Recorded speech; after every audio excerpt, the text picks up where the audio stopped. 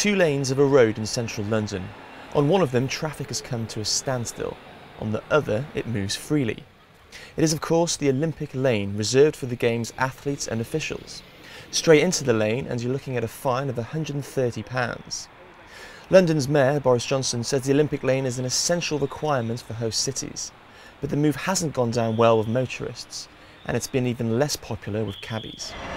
London's taxi drivers are furious about being banned from the Olympic lanes. They think London's roads will simply be too congested during the course of the Olympics, and they're worried about not making money too.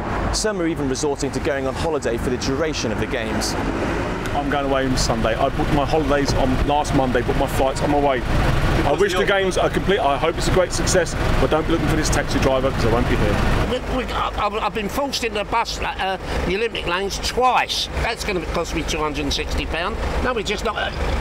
Well, I ain't going to come out no more like the day because it's cost me £260 since yesterday. So are you just going to stop working during the Games? Well, I've got to now. I've got to. Taxi drivers received instructions from Transport for London about the restrictions around the Olympic lanes the Saturday before the Games were due to start. Some cabbies say it feels like they've had less than a week to learn the knowledge all over again. No one told us anything about not being able to pick up, sit down, turn left or turn right across certain lanes. We're being hindered. Apparently they used us when they won the bids. They had a bus, they had London Taxi, but yet we've been put to one side. Personally, I think we should be allowed to use the lanes. I've done a fare yesterday, should have come to £9, come to £35. And it's not my fault. I was coming from Waterloo Station to Foley Street, and I had to go right the way round in a circle to get there. And the customers are absolutely going potty. Already, cabbies are finding fewer people are flagging them down on the street.